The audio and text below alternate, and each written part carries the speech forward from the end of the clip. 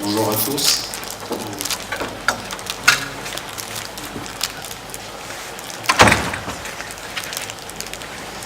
Alors, moi j'ai été prévenu relativement tardivement pour cette compétition, mais on m'a tout de suite demandé de penser à vos coureurs, dont je vais vous parler de vos pieds, et surtout des lésions fréquentes qu'on trouve lors de ces courses particulières, les courses ultra-trail, mais également les courses, on va dire, à étapes.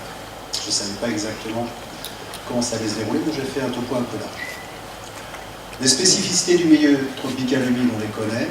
La chaleur et l'humidité, en plus du terrain accidenté bien sûr, qui ont une particularité bien sûr conséquente, puisque c'est la fragilité cutanée et bien sûr le milieu septique qui en découle. Les principales lésions cutanées qu'on va retrouver restent avant tout les phlyctènes, les hématomes sous-alvéolaux et nous aurons un troisième volet plus léger sur d'autres pathologies qui seront, elles, beaucoup moins cutanées.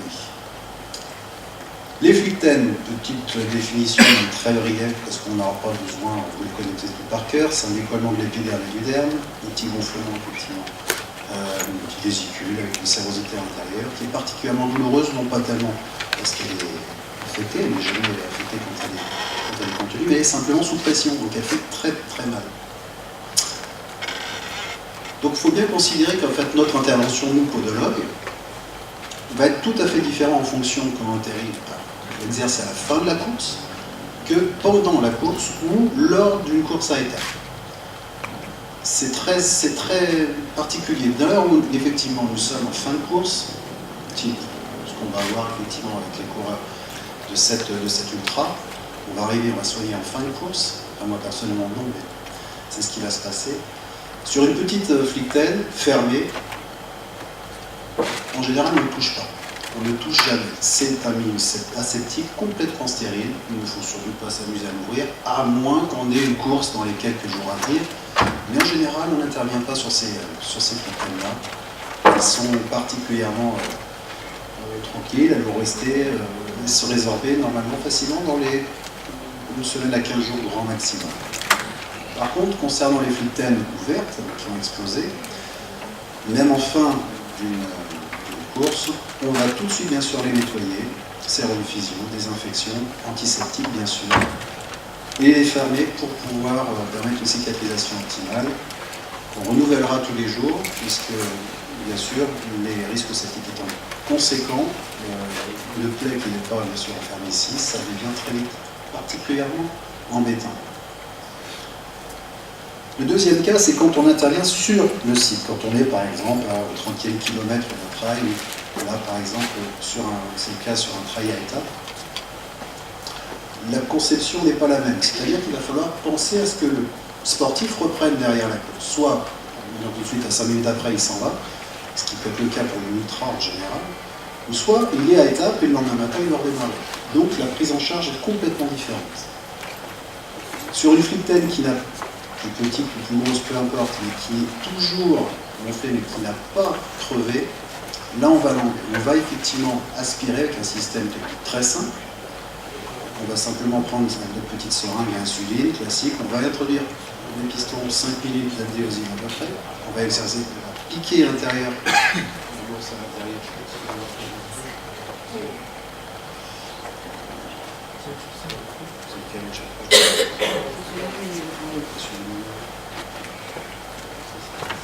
On va introduire effectivement la petite aiguille va venir aspirer bien sûr la sérosité.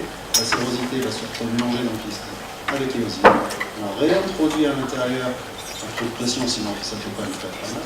Et on la revide à nouveau pour effectivement collapser la partie épidermique au derme. Donc on va avoir quelque chose de particulièrement aseptisé, vidé, beaucoup moins douloureux, et bien sûr désinfecté. Par-dessus, on y mettra bien sûr un pansement protecteur avec, on verra, un système de protection qui peut s'avérer un petit peu efficace et surtout très nécessaire pour certains coureurs. Dans le cas toujours d'une prise en charge sur le terrain de la course, et on voit effectivement là, une phlyctène plutôt assez conséquente qui a quand même bien explosé avec une belle découpe au niveau du derme, une partie bien sanguinolente. Si la personne repart là-dessus, il est évident que en général, il va appliquer pratiquement la taille de cette ampoule. Donc, vous en avez certainement eu en tant que coureur. Il vaut mieux vraiment, il faut vraiment tout de suite les enlever. Il faut découper proprement autour. Et à partir de là, nettoyer toujours pareil au serre du fil, ça parce qu'il y a toujours des tonnes de gravier, de cailloux, de sable, etc. Donc il faut vraiment très très bien nettoyer.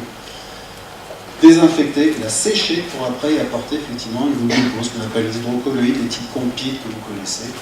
Et dans le cas, si on n'a pas de ces compites, on peut mettre des tubes gras qui marchent très très bien. Et bien sûr, derrière, toujours protéger.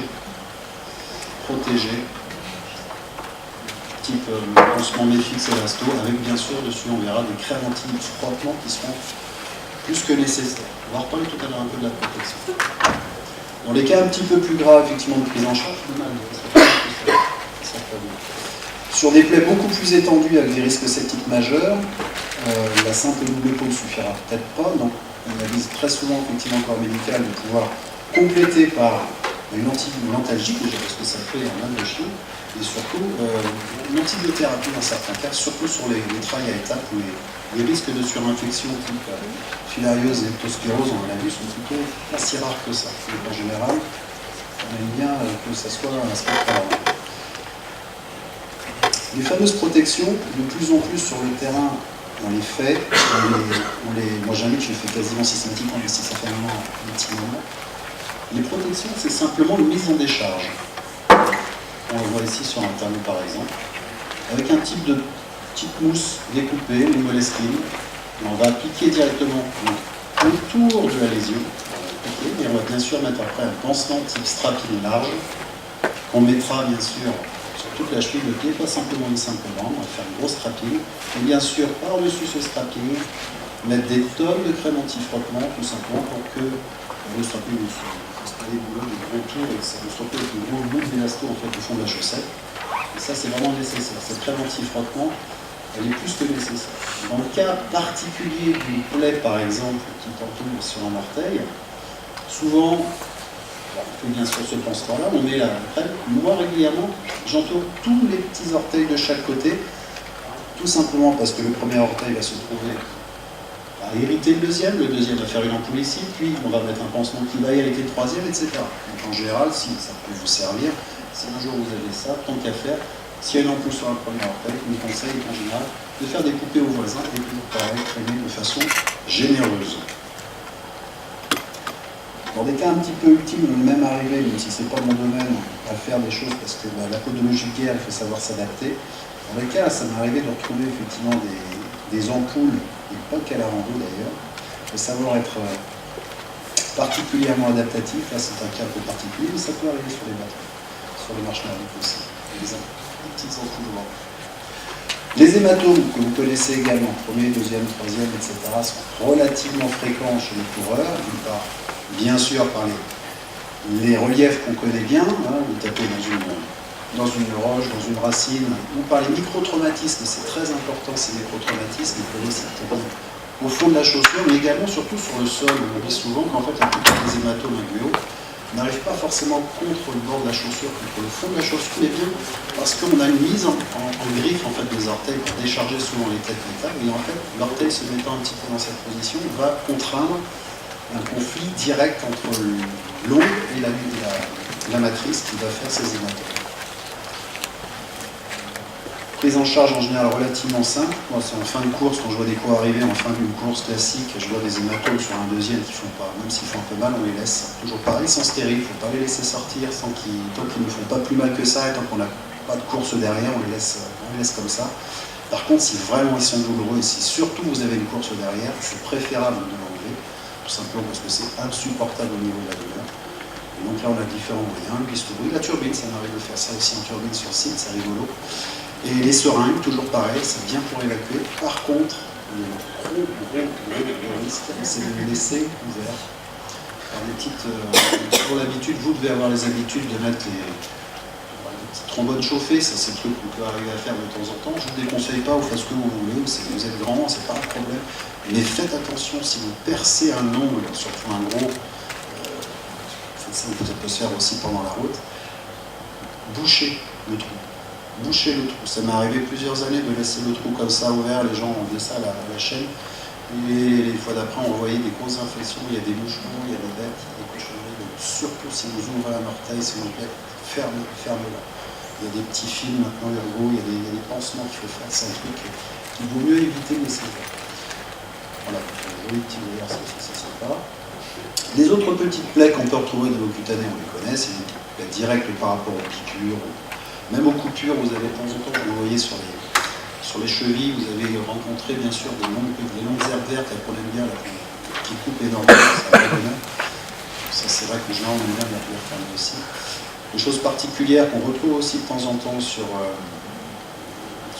les raids à étapes, c'est les petites tendinites myoaponeurosiques plantaires, où ça, on peut voir des gestes assez sympas. C'est plus difficile de faire des semelles sur site, mais bon, au moins, on peut toujours soulever. Pareil pour les achyléites, on arrive à avoir des résultats intéressants sur les strappings ou catépines. Et bien sûr, les micro-entorses, pieds ou chevilles, on peut évidemment aussi intervenir directement là-dessus. Sur les fractures, j'en ai pas trop parlé parce que j'ai pas trop pensé, mais c'est vrai que sur le coup aussi, les fractures d'orteil, ça arrive souvent. Vous savez tous comment se débrouiller pour essayer de gérer un peu ça. On fait un petit strap entre le premier et le deuxième, celui qui est à côté, on en fait. Ça nous arrive assez vite. Petit truc pour coureur, je ne donne pas forcément la liste absolument à voir. Je donne si vous allez prendre un peu de matériel pour pouvoir vous soulager, parce que certains ne visant pas forcément les premières places, mais bien se faire plaisir en évitant de se faire trop mal. On peut toujours avoir un petit nécessaire à couture, pas trop difficile d'accès. On peut toujours se mettre un truc dans une petite poche dans le camelback, on peut se débrouiller. Tout de suite, la priorité, la chose à avoir, ça reste avant tout avec des crèmes anti-frottement. Il en existe plein sur le marché, enfin plein, au moins 3 ou 4. Celle qu'on connaît, qu'on a facilement ici, c'est la NOC chez Achille, la Protection 10, etc. Et ça, il faut toujours avoir ça, ne serait-ce que pour les frottements, les irritations générales, et pas simplement au niveau des pieds, au niveau des tétons, au niveau des branches du camelback, par exemple. Un antiseptique film, je recommande beaucoup de partir avec ça en route parce que vous allez vous faire couper pour certains avec les fameuses herbes, etc. L'élasto, parce que ça reste, il faut faire tenir les choses, l'élasto ça reste quand même plutôt nécessaire, obligatoire. Les ciseaux pliables, la seringue c'est vraiment une option, je ne vais pas vous obliger de partir avec une seringue, mais si vous avez un doute, vous faites vraiment des ampoules sur site, c'est peut-être plus sympa de patienter quelques minutes, de bien vous nettoyer à la rivière, de bien vous soigner, de mettre bien le capuchon, de rien jeter par terre, et vous remettez. Vous perdrez peut-être 10 minutes, un quart d'heure, mais au moins, vous arriverez. Voilà. Donc enfin, si vous voulez éviter ce genre de petites mésaventures, c'est pour ça que je laisse la parole à ma collègue. Je vais vous expliquer comment surtout les prévenir, maintenant que je vous ai montré les choses les plus terribles.